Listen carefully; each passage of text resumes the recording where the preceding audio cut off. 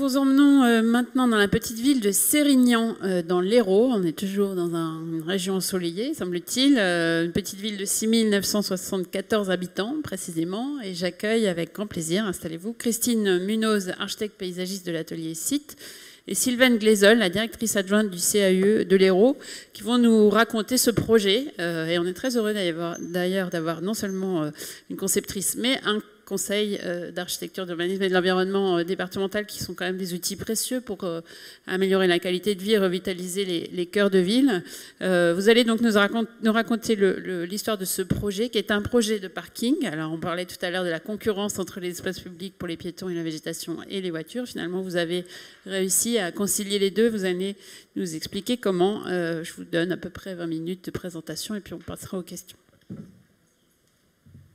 Très bien, bonjour. Je vais rapidement vous brosser peut-être le contexte pour que vous puissiez situer la particularité de ce projet, qui au fond, vous allez le voir à travers une forme d'exception, pose une question plus large. Donc nous sommes au sud de Béziers, entre la mer Méditerranée et Béziers. Sérignan se trouve au bord d'un fleuve côtier qui se nomme l'Orbe. Donc là, vous avez une carte d'état-major qui est du milieu du 19e et qui montre très simplement, je trouve très, très rapidement, quel était le contexte alors. C'est-à-dire les villages ne s'implantaient pas en bord de littoral, mais s'implantaient de manière rétro-littorale. La mer Méditerranée était considérée comme plutôt dangereuse. Vous ne trouverez à part 7, aucun village implanté en bord de Méditerranée. Et Sérignan est vraiment l'archétype, en quelque sorte, de cette configuration. Ensuite, ce qu'il faut savoir, c'est qu'avec la fin 19e, début du siècle, le balnéaire arrivant, les infrastructures se développant, la configuration de Sérignan va changer. Tous ces villages rétro-littoraux vont avoir une deuxième entité urbaine, qui est une entité balnéaire. Donc nous avons aussi sur la commune de Sérignan, Sérignan-Plage. Nous avons aussi Valras-Plage, qui est une commune qui s'est détachée de cette commune. C'est pour vous dire l'importance du phénomène, ainsi que vous avez Port-Iragne-Plage, etc. Sérignan, on peut passer à la deuxième diapo. Sérignan, bien sûr, depuis s'est développé, donc c'est un développement autour d'un centre homogène, très dessiné, de bord de fleuve. S'est développé de façon très classique, en pavillonnaire, sur les terres assez plates finalement, puisque le village originel est à 5 mètres d'altitude. Donc c'est un développement à la fois urbain, je dirais relativement classique, mais on a aussi un bourg qui va se structurer avec un musée d'art contemporain, avec une salle des spectacles. Donc c'est un bourg qui est très visité l'été, puisqu'il est entre la mer et Béziers. Donc là, j'arrive très rapidement à ce qui nous occupe, c'est-à-dire une pression exercée par la circulation automobile qui ne passe que par un pont que vous voyez sur le bord gauche, et une pression aussi du stationnement en centre, autour du centre. Et c'est à la faveur de la création d'une piste cyclable, une voie verte qui longe la départementale qui est de l'autre côté de l'Orbe, et la création d'une passerelle, 2 projets portés par le conseil départemental de l'Hérault. Donc c'est à la faveur de l'arrivée de ces 2 projets que une autre question va être posée par la municipalité, c'est que la municipalité voit l'occasion de créer une aire de stationnement qui réponde à la pression et à la demande en nombre de visiteurs face au centre ancien, et qui pourrait en fait offrir une connexion directe sur le centre historique, piétonne et cyclable. C'est là que le CAUE est interrogé. Pourquoi ? Parce que aux premières questions, qui sont des questions quasiment fonctionnelles, techniques, parce qu'il y a toute une problème d'hydrologie, de topographie à régler, de quantité de places de stationnement à accueillir en bord de fleuve. On est quand même dans un périmètre monument historique. On a une très belle collégiale sur le bord du centre historique. On est sur un site semi-inondable. On est bien sûr le long des berges qui ont été un peu abîmées, si ma mémoire est bonne. Et donc, on a des conditions d'accueil qui sont un peu compliquées, où entrent en jeu des partenaires que sont les services de l'État, l'UDAP, le conseil départemental avec son infrastructure, et donc une discussion s'engage et on demande au CAUE de mettre un peu de la méthode pour ce futur projet. Et je dirais que face à tous les arguments techniques et fonctionnels, de mettre aussi en ordre de marche les exigences qualitatives et environnementales sur les questions, comment aborder ce sujet qui est un sujet fonctionnel dans un cadre paysager, donc comment fondre le sujet dans le paysage. Pour le CAUE, c'est très simple. Lorsqu'on nous sollicite, parce que nous n'intervenons que si nous sommes sollicités, nous mettons en place cette méthode qui est d'abord un partage sur les enjeux, ensuite de l'établissement d'un pré-programme, et je dis volontairement pré-programme, nous ne ficelons pas tout, beaucoup de choses restent à discuter, y compris au moment du projet, et on propose de monter une consultation qui se déroule en 2 temps, avec des entretiens dans un second temps, avec des équipes de maîtrise d'œuvre, et j'insiste sur un point, nous demandons à ce que ce soit une mission de maîtrise d'œuvre complète, où sont identifiés comme mandataires des concepteurs. Quand je dis concepteurs, c'est paysagistes concepteurs ou architectes urbanistes paysagistes. Mais en tout cas, c'est vraiment 2 points importants pour arriver à un résultat de qualité. Voilà, le CAUE a monté, on va dire, ça a été une discussion très longue, on a démarré en 2011. Je vais laisser Christine Munoz raconter la suite, et puis si vous voulez, on peut revenir à des points plus larges, qui sont notamment sur l'enjeu du stationnement public dans ce type de collectivité. Merci. Donc je ne l'ai pas dit, mais c'est vous qui avez été sélectionné, Atelier Site a été sélectionné à l'issue de cette consultation. Donc effectivement, c'est un projet pour nous, pour l'agence, assez atypique, parce qu'habituellement, on enlève plutôt des places de stationnement plutôt que de faire du parking. Donc c'était c'était un enjeu un peu étonnant. Surtout que souvent, quand on est interrogé sur le stationnement, on l'est interrogé de manière très quantitative. On veut tant de places de stationnement, et donc on a un programme qui nous donne souvent un nombre de places dont on ne connaît pas vraiment la raison. Ce qu'on fait comprendre aux élus, c'est que on verra ce que le site est en capacité d'absorber, de digérer, plutôt que de partir sur un nombre qui est toujours un petit peu dans l'absolu, n'est pas forcément argumenté.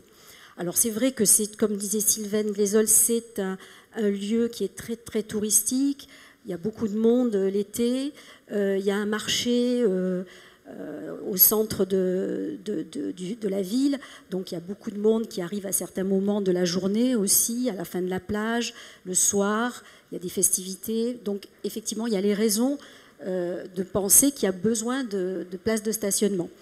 Ils ont d'ailleurs d'autres parkings sur la commune et c'est un travail qu'on fait au préalable, même si la question posée est celle du stationnement et de l'aménagement, parce que l'intitulé c'était quand même l'aménagement des abords de la passerelle.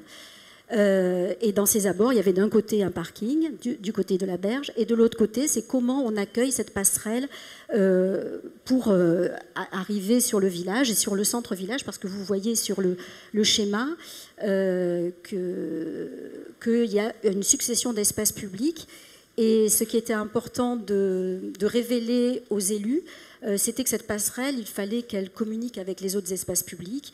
Alors c'est vrai qu'en tant qu'entre professionnels, on sait très bien que la continuité des espaces, c'est un élément important, mais au travers des aménagements que l'on peut voir un petit peu partout dans notre région et même dans d'autres régions de France, la continuité n'est pas forcément le leitmotiv des aménagements.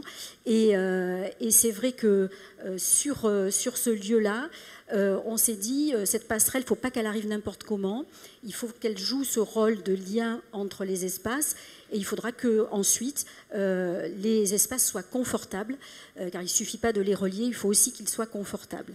Donc,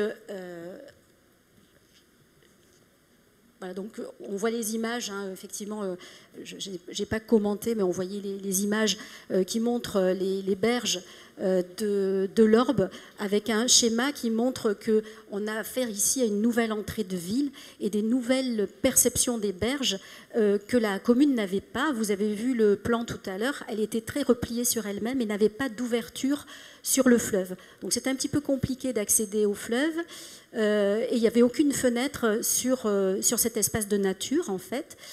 Sachant que la berge opposée à la ville était absolument pas fréquentée et qu'elle était même en train de se dégrader puisqu'on a, on le voit, hein, des roseaux qui mangent au fur et à mesure la berge et au fur et à mesure des inondations, et ben, on a des morceaux de berge qui tombent dans l'eau d'un côté et de l'autre, ben, on avait du stationnement. Et très peu de promenades et des rejets d'eau pluviale. On voit des grosses buses qui sortent. Donc franchement, un paysage assez ingrat. Et c'est par ce type d'image qu'on se rend compte que la ville ne communiquait pas du tout avec son fleuve, surtout qu'on a un fleuve qui déborde très très régulièrement. On a pas mal d'inondations sur ces territoires. Alors la question de l'ouvrage est importante. Cet ouvrage qui s'est installé dans le paysage, ici, on voit, on a récupéré les éléments que nous a confiés les techniciens du département qui travaillaient sur la fabrication de cette passerelle. Donc cette passerelle qui devait bien sûr relier le parking à la ville, mais qui devait aussi relier la voie verte dont parlait Sylvaine tout à l'heure, qui arrivait depuis les plages. Et en fait, du fait de toutes les contraintes que l'on doit avoir pour avoir un certain tirant d'eau sous la passerelle, le passage des bateaux, etc., il y a un certain niveau qui est imposé. Et toute la question était comment on raccorde cette passerelle. Parce que le département avait prévu un système de raccordement, comme on le voit sur l'image à droite, avec des rampes, et on s'est rendu compte, en mettant cet ouvrage en situation, que finalement, ces rampes, surtout dans la partie ville, eh ben, elles mangeaient la totalité de l'espace sur lequel la passerelle devait arriver. Et on s'est dit, c'est pas possible, il faut pas qu'à une question, il n'y ait qu'une seule réponse. Là, on a typiquement un ouvrage qui arrive, avec la question posée, c'est comment je me raccorde, comment je descends de la passerelle, parce qu'on a des altimétries quand même assez importantes, comment on descend de la passerelle. Et là, on a un ouvrage technique qui permet de descendre de la passerelle, mais on n'a pas d'espace public. Et donc, on a fait ce travail de se dire, l'espace d'accueil de la passerelle, il faut qu'il soit plurifonctionnel, il faut que ce soit un espace public d'ouverture vers le fleuve, d'ouverture vers le paysage, et que ce ne soit pas uniquement, comme on le voit sur cette image, un remblai, un escalier, une rampe qui fait qui tourne 2 ou 3 fois. Donc voilà, la question est de complexifier. Finalement, je pense que pour arriver à des projets qui répondent à plusieurs usages, il faut complexifier la question et pas uniquement se poser la question strictement technique. Et c'est la même chose pour le parking, comme on va le voir. Donc voici le raccordement de l'ouvrage aux espaces publics de part et d'autre. Donc sur la partie gauche, eh bien, c'est la passerelle qui arrive et qui se pose sur un espace public, ce qui n'était pas du tout le cas dans le projet antérieur. Et donc on a remblayé tout cet espace pour faire en sorte que la passerelle se pose vraiment sur un espace. Hein, elle est posée sur l'espace public. Cet espace il devient une place de raccordement avec le centre ancien. Ça devient une fenêtre sur le paysage. Et ce qu'on ne voit pas sur cette image qu'on verra après, c'est que c'est aussi un belvédère en contrebas de cette place. Donc sur la partie gauche, cette partie belvédère. Sur la partie droite, on se pose très loin, parce qu'en fait, on a étiré la passerelle et on a fait en sorte que ça arrive le plus loin possible, que ça touche le sol, l'existant, juste avant d'arriver sur la départementale. Et là, on a la connexion avec la voie verte. Et donc, les personnes arrivent cette voie verte, empruntent à vélo la passerelle et rentrent dans le centre ancien. Donc, voici la fenêtre sur la rivière avec cet espace de place qui descend et qui offre un belvédère aux habitants qui permet donc de regarder la rivière, de se poser et le raccord avec l'ouvrage était aussi un élément important et difficile à faire, comment arriver à se rapprocher de cet ouvrage et de faire en sorte que tout ça, ça forme un tout. Alors évidemment, sur cet espace, il y a des plantations aussi. C'était un espace qui était occupé par une maison à l'origine, hein, donc il n'y avait aucune ouverture. C'était un espace totalement minéralisé. Sur l'autre partie du fleuve, on voit en bas à droite la voie verte qui arrive. Et la question était, qu'est-ce que le site peut recevoir? Combien de voitures ce site peut recevoir en fonction d'un paysage? Et ce paysage, il a fallu le construire, le fabriquer, de manière à ce qu'il puisse à la fois répondre à plusieurs questions. La question de l'hydraulique, avec un certain nombre de noues qui ont été installées sur la totalité du site. La question de l'imperméabilisation et de la perméabilisation, donc la plupart des espaces sont perméables, notamment toutes les poches de stationnement. La façon dont on connecte ces places de stationnement à la voie verte ou à une promenade, que l'on voit ici dans la partie gauche, et ce système d'alcôve qui ont été étudiés en biais de manière à ne pas avoir de vue frontale sur le stationnement était aussi un élément qui a guidé le projet. Et donc l'ensemble de l'aménagement et du vocabulaire qui a été utilisé était bien sûr dans le registre des bords de rivière avec une végétation issue du site. C'est pour ça que là, vous voyez la photo en bas à gauche, c'est un an et demi après la plantation. Donc où on a travaillé avec les sols en place. Donc là, on voit le projet global. On a travaillé avec les sols en place. On a fait des plans de fumure parce qu'on a fait des analyses de sol. On s'est rendu compte que le sol était très pauvre. Et donc, on était sur un espace qui était en friche et qui était vraiment pas très propice à la plantation. Donc, on a fait ce travail de plan de fumure comme quand on le fait sur un milieu agricole, de manière à ce que la végétation puisse s'installer facilement. Alors, on va voir quelques images. Donc, voilà, on retrouve l'image à la plantation. L'image que vous voyez là, c'est 3 ans après la plantation. Donc, c'est vrai qu'on a bénéficié, on a récupéré de l'eau de l'eau brute qui arrivait pour l'irrigation des terres agricoles. On a récupéré de l'eau, ce qui nous a permis de bien arroser le site pendant les premières années. Maintenant, il n'y a plus besoin. Donc, c'est un projet qui s'est terminé en 2018. La voie verte, voilà, qui permet de connecter, on voit les poches de parking, les alcôves qui sont vraiment très discrètes, hein, qu'on voit que par système de fenêtres, et on ne voit pas du tout depuis la départementale le parking. Ce parking, on n'aimait pas trop l'appeler parking, on voulait aussi que ce soit un lieu de promenade, c'est-à-dire avant tout, on est effectivement automobiliste, mais très vite on devient piéton. Et donc c'était quel cheminement on propose, quel type d'itinéraire on propose, quel parcours, de manière à ce que ça soit autre chose qu'une aire de stationnement. Donc voilà, il y a des espaces qui permettent d'aller au bord du fleuve avec des plattelages en bois. Alors là, on est de l'autre côté, donc on rebascule côté ville, avec un espace qui est assez ouvert et dégagé, avec un travail sur la lumière aussi pour le soir, pour que les gens puissent se retrouver. Et bien sûr, cette activité très importante dans ce secteur qui est la course de vélo.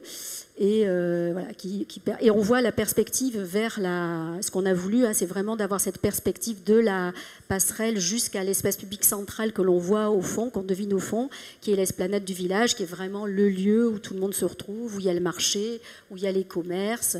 Donc cette question du lien, elle est fondamentale, importante pour réussir les projets, de s'interroger au-delà du périmètre opérationnel d'un projet. Merci beaucoup. C'est vraiment passionnant, les photos sont très belles. Ça donne très envie d'aller à Sérignan pour les vacances, en voiture ou en train éventuellement. Merci en tout cas pour ce bel exemple de parc-parking, vraiment très inspirant. Ça reste un parking, mais c'est aussi un parc, un vrai parc, on le voit d'ailleurs. Et alors j'avais deux questions, une peut-être un peu technique ou terre à terre, qui est celle du coût du projet tout simplement pour la collectivité, ou s'il a été ou non subventionné par d'autres, ou soutenu éventuellement par des dispositifs publics. Première question. Et puis une deuxième question, puisqu'on comprend que le projet a été livré il y a quelques années, je ne suis pas sûre que vous nous ayez dit précisément quand. Finalement, le retour d'expérience un peu d'usage, y compris peut-être s'il y a eu des événements climatiques particuliers ou des crues, puisque vous dites qu'il y en a beaucoup sur cette rivière de l'Orbe, peut-être nous raconter un petit peu comment il a survécu à ces événements particuliers. J'en profite pour annoncer l'arrivée de Francis Rambert qui va pouvoir lui aussi réagir s'il le souhaite, et puis on prendra quelques questions dans la salle et en ligne. Alors le coût du projet, c'est 2 100 000, 2 millions 2. Je n'ai plus trop le chiffre précis en tête, mais la fourchette, c'est 2 millions. Et on a à peu près 2 hectares. Non, hors passerelle. Non, hors passerelle. Alors la passerelle, pour le coup, moi, je n'étais pas maître d'œuvre de la passerelle. Donc je crois que le coût de la passerelle, c'est autour de 3 millions. Voilà. Voilà. Alors ensuite, alors c'est un projet qui a été... Alors c'est une histoire assez longue, puisqu'en fait, les études ont démarré en 2012. Et on a dû s'arrêter pendant pas mal de temps du fait de la passerelle, parce qu'il y a eu de grosses problématiques sur la passerelle en elle-même, sur lequel nous, on attendait que ça émerge. Donc c'était un peu indépendant de notre volonté. Ensuite, il y a eu beaucoup d'échanges avec le département, parce que ça n'a pas été simple de nous entendre sur le raccordement entre la passerelle. Ça ne se voit pas en fait, mais il y a eu un gros travail de se raccorder entre nous, et de s'écouter et de se parler et de faire un peu le projet ensemble. Donc ça c'est pour la question de la temporalité. Donc démarrage 2012, livraison, le chantier c'était 2017 et livraison 2018. Voilà. Donc depuis, il n'y a pas eu trop d'événements, je dirais, il n'y a pas eu de grosses inondations depuis, sauf la semaine dernière. Donc, où le niveau de l'eau est monté, mais il n'y a pas eu de dégâts, il n'y a pas eu de problématiques particulières, on n'a pas eu de... Alors, de toute façon, on avait suivi une sorte de cahier des charges, hein, puisque quand on aménage comme ça en bord de rivière, notamment sur la question des plantations, on est sur de la plantation très souple, il ne faut pas créer d'embâcle, donc il y a un certain nombre de végétations qui ne sont pas du tout autorisées. Donc on est resté dans le cadre de ce qui était autorisé. Après, sur l'appropriation, ça a été très vite approprié parce que c'était un espace qui n'existait pas. On n'est pas loin du centre-ville et la dame qui habite à côté me disait que les gens achetaient un café au niveau de la place, venaient avec leur café, le buvaient face à la rivière. Donc ça, c'était plutôt, ça voulait dire que voilà, les gens s'appropriaient le lieu d'une façon qu'on n'avait pas du tout imaginé. Après, c'est un lieu où il y a beaucoup de passages. On a mis une fontaine à boire pour que les cyclistes puissent s'arrêter, utiliser le lieu. Et puis surtout, ce que je ne vous ai pas dit, c'est que cet projet, il a eu un effet un peu rebond, puisque face à la passerelle, il y avait un îlot, il y avait deux maisons qui étaient assez dégradées. La commune les a achetées parce qu'on les a convaincus qu'il fallait acheter pour ouvrir vers le centre historique. Et donc, ils ont ensuite ouvert cet espace vers le centre-ville pour faciliter les relations entre la rivière et le projet. Voilà. Donc, alors, il y a une autre appropriation, c'est que les gens se promènent le matin, le dimanche matin, ils vont se promener, ils emmènent leurs enfants, faire du vélo, de la trottinette, ou marcher tout simplement. Voilà. Donc. Merci. Je crois qu'on a quelques questions en ligne. Je propose à Florentin de nous les donner. Oui. Alors vous avez pu répondre sur la question du risque inondation, mais nos participants s'interrogent aussi sur la prise en compte des risques incendie en période sèche avec un climat méditerranéen et une opération proche des habitations. Et une question aussi sur la sélection des essences végétales sur cette opération. Merci. Alors là, on est au bord de l'eau, donc on a très peu de risques incendie.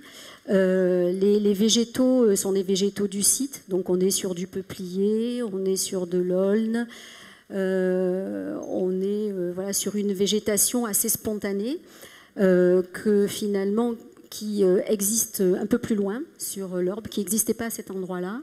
Parce que en fait, la végétation qui avait pris le dessus, c'était vraiment les roseaux, et qui sont très néfastes justement pour les berges. Donc il y a eu un travail de consolidation des berges en parallèle pour éviter que toutes ces berges partent dans la rivière.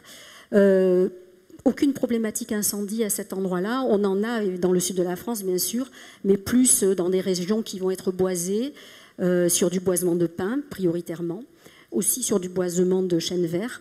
Mais voilà, là, on n'est vraiment pas sur ces problématiques-là.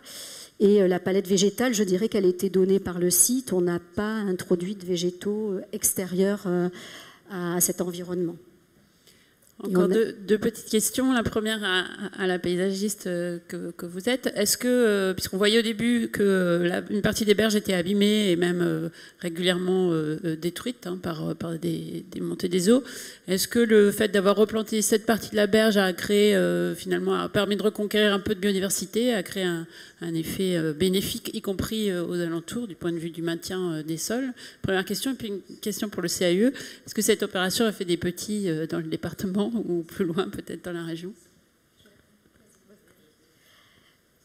Donc effectivement, le but du projet, c'était de consolider les berges. Donc il y a eu un travail de consolidation de berges par des plantations, par du génie végétal.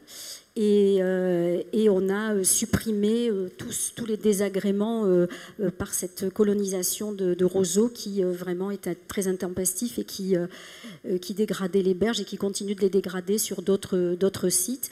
Mais c'est très très compliqué parce que les roseaux, ils se développent à une très très grande vitesse.